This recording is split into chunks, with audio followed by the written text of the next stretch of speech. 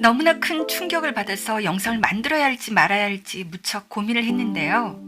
이대로 글을 보낼 수는 없다고 생각해서 용기를 내서 이 영상을 만들게 되었습니다.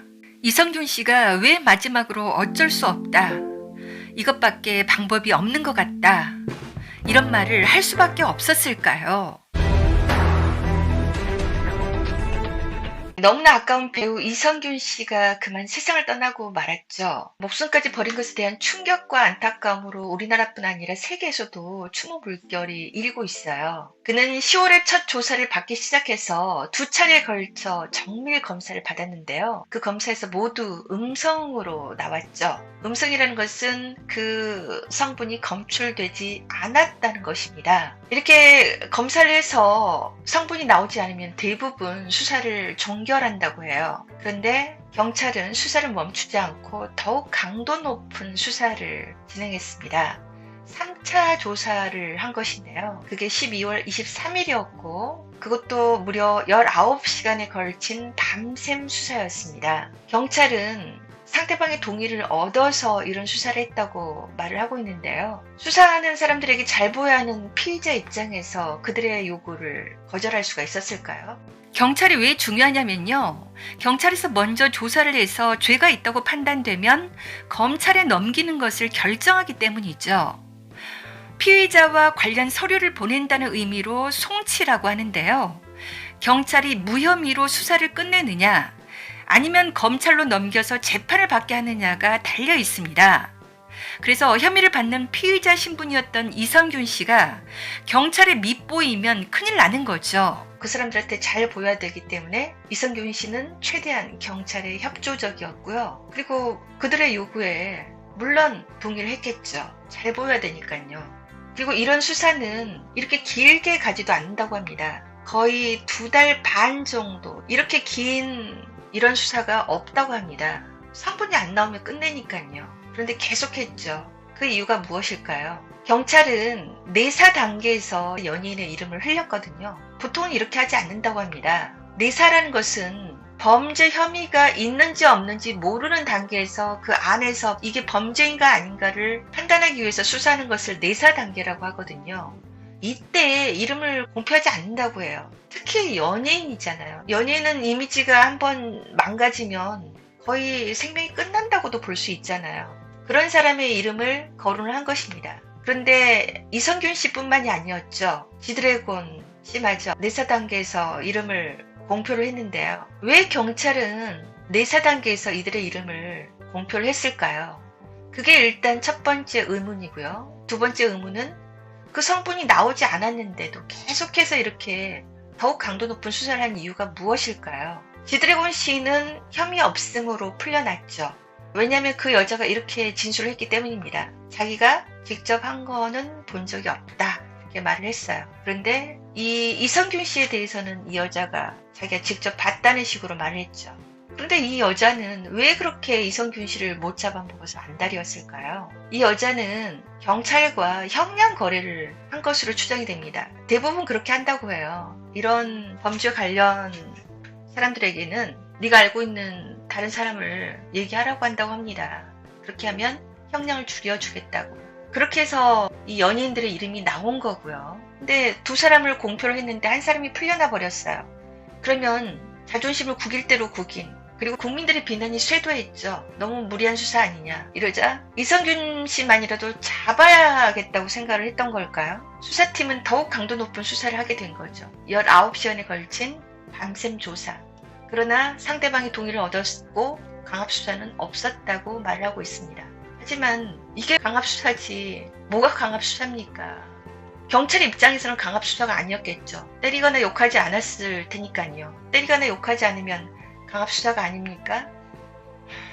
그리고 또 이런 잔혹한 일도 저질렀죠. 국민들에게 무리한 수사라는 비난이 쇄도하니까 갑자기 언론이 그 여자와 이성균 씨의 사적 통화 내용 녹취죠. 그거를 공표를 합니다. 그래서 이 사건의 핵심은 그 나쁜 물질을 했냐 안 했냐인데 그것과 전혀 관계없는 이 여자와의 사적 통화 내용을 언론이 폭로를 했죠. 그러자 또 국민들은 감정적이잖아요. 또 이제 이성균 씨를 굉장히 많이 비난을 했죠. 이성균 씨에 대한 비난은 실망에서 비롯된 것이 좀 컸어요. 왜냐하면 대부분의 국민들이 그를 좋아했죠. 그는 굉장히 반듯하고 선한 인상으로 많은 사람들의 호감을 얻고 있었고요. 그리고 그의 출중한 연기력에 대해서 많은 대중들은 그를 무척 아꼈습니다. 그리고 그는 무명부터 차근차근 밟아나가서 성공한 그런 케이스였거든요. 그래서 대중들의 사랑이 더욱 각별했습니다. 그런 그가 이런 생활을 했다는 것에 대해서 무척 큰 실망을 했고 거기에 대한 비난이 컸던 것이 사실이었어요. 그런데 지금 그가 갑자기 이렇게 돌이킬 수 없는 선택을 하자 많은 국민들이 너무나 가슴 아파하고 있고요. 그에게 쏟은 비난은 그에게 반성하라는 의미였지 그가 이런 선택을 할 거라고는 상상조차 하지 못했기 때문입니다. 그리고 그를 아는 아주 가까운 사람들은 그런 얘기를 해요. 그가 막내로 자라 멘탈이 좀 약했던 것 같다고. 조금만 더 견뎌줬으면 좋았을 텐데 너무나 안타깝고요. 그리고 그의 지인들은 이런 말을 합니다. 그는 주위 사람들에게 굉장히 배려심을 많이 보여줬던 사람이고 후배들을 챙기려고 노력했고 그리고 주위 사람들이 잘 되기를 바라고 또 무명인 배우들을 많이 이끌어서 그 사람들이 자리를 잡을 수 있도록 도와준 사람으로도 유명하죠. 그런데 오늘 또 기사가 떴는데요. 그가 남긴 마지막 말이 나왔습니다. 소속사에게 많은 위약금에 대해 미안하다는 말을 남겼다고 합니다. 광고와 영화에 대한 위약금으로 100억에 가까운 위약금이 나온 것 같다고 추정을 하는데요. 그는 늘 예의 바른 사람이었기 때문에 당연히 소속사 대표에게 이런 미안함을 전했을 것 같습니다. 하지만 그는 탑 배우였고 그리고 아내 전혜진 씨도 아주 유명한 배우로서 두 사람이 열심히 일을 하면 충분히 그 돈을 갖고도 남았을 것입니다. 그가 이런 선택을 하게 된 데에는 그는 너무 많은 모욕을 당했기 때문이라는 생각이 들어요. 그리고 아내 전혜진 씨에게는 어쩔 수 없다 라는 말을 남겼다고 하는데 왜 어쩔 수가 없었을까요? 죽어야만 이 수사가 끝난다고 생각했을까요? 경찰은 이제 그의 수사를 끝낸다고 수사 종결을 진행할 거라고 합니다. 정말 어쩔 수가 없었던 것 같습니다. 그가 죽어야만 수사가 끝났으니까요. 그리고 바로 오늘 새롭게 드러난 사실이 있는데요. 이성균 씨가 변호인을 통해 3차 조사는 비공개 수사를 요청했는데 이번에도 포토라인에 세워져 세 번째 조사에서도 공개 모욕을 당했습니다. 그리고 그는 너무나 억울하다며 거짓말 탐지기 조사도 부탁했지만 이 또한 받아들여질 확률이 적다고 생각한 것 같습니다. 그래서 그는 마지막으로 이런 말을 남긴 거죠. 이 방법밖에 없는 것 같다. 제가 아는 법상식으로는 기소가 되기 전까지 피의 사실을 공표하면 안 된다고 알고 있는데요. 피의 사실 공표죄란 검찰, 경찰, 기타 범죄 수사에 관한 직무를 행하는 자 또는 이를 감독하거나 보조하는 자가 수사 과정에서 알게 된 피의 사실을 기소 전에 공표한 경우 성립하는 죄로 형법 126조에 규정되어 있습니다. 피의 사실 공표죄는 3년 이하의 징역 또는 5년 이하의 자격 정지 등의 처벌을 받을 수 있습니다.